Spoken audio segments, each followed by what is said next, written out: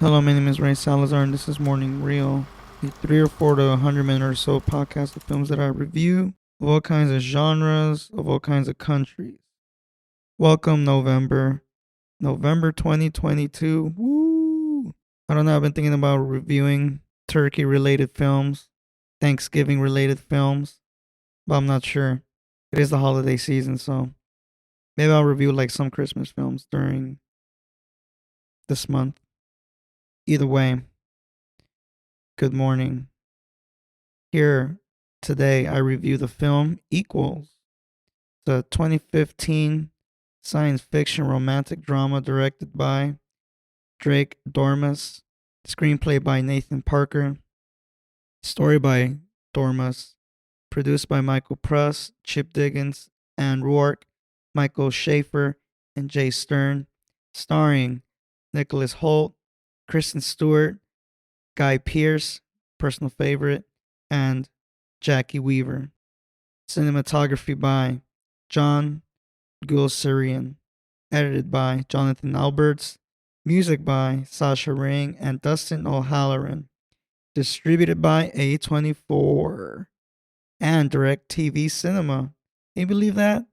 DirecTV Cinema distributed a film, and it's actually pretty good. Pretty good film. Just off the top, I'm going to give it 3 stars, and I'll tell you why. Now, to me, the highest point of the film, or at least the highest ingredient of the film, is the cinematography, and you'll see it right off the bat.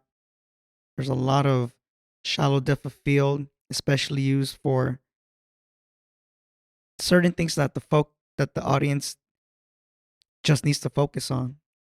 The film pretty much tells you to focus on this, focus on that, and it works.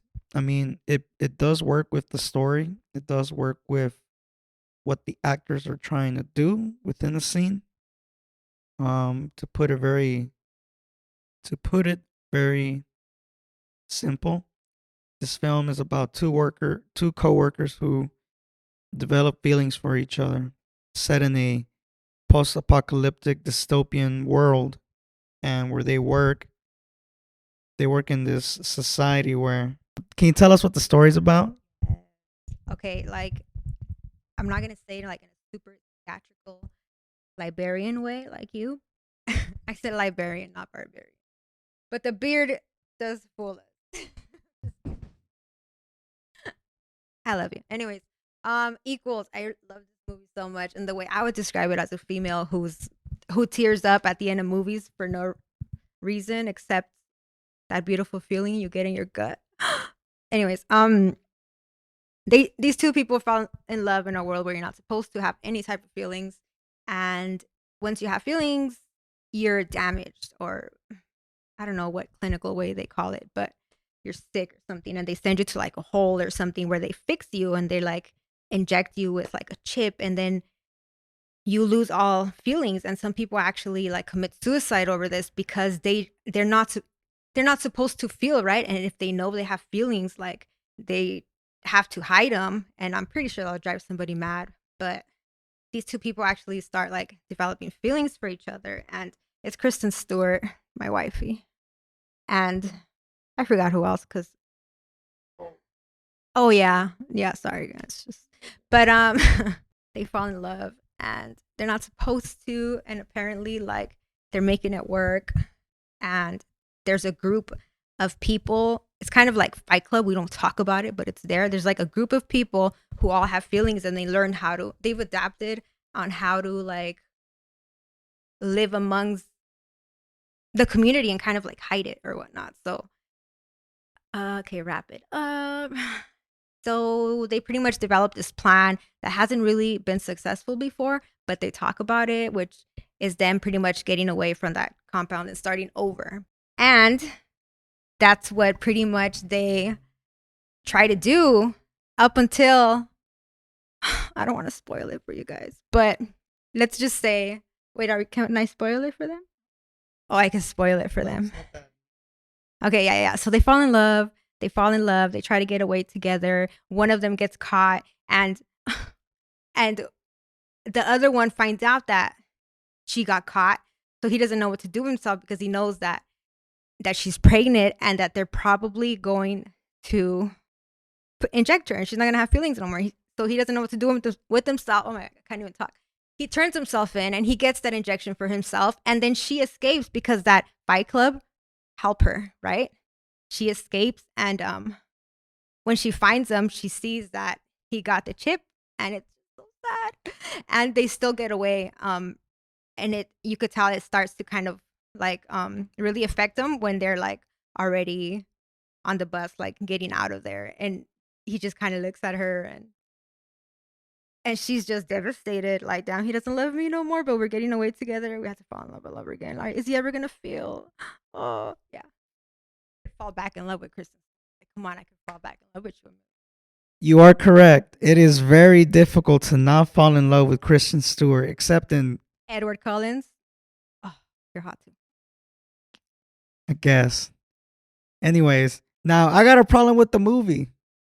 The problem is, it's not that it's a simple of a script or a movie per se, but the fact that it stays like, it feels like this movie was just set out to revolve around these characters and not a and not vice versa, which there's a society pretty much controlling people, and it doesn't seem like there's anybody to stop it, type of thing.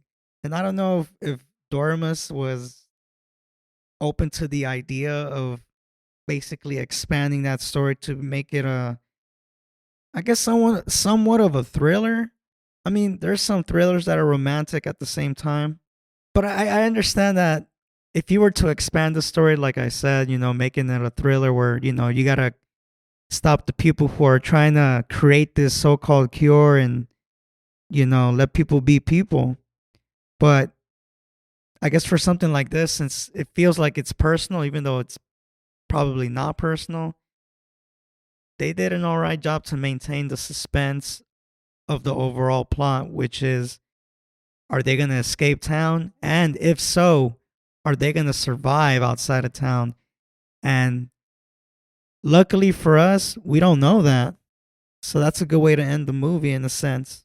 Which means pretty much like you can't have it that easily, you know? It's not gonna go that smooth. So something has to happen, and this was just it. Like, this really hits you in the gut of love. Love wins. Love always wins. So that's our review.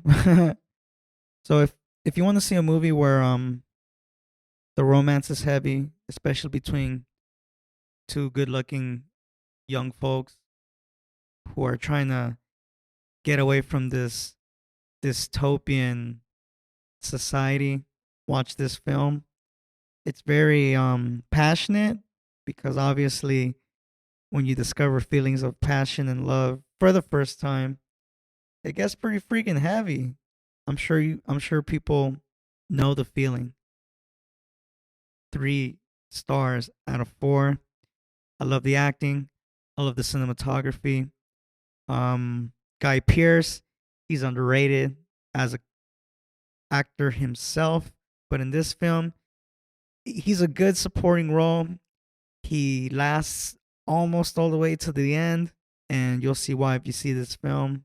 And obviously, if you're into romance, period, like romance films, this is actually pretty good because it makes you feel hopeful.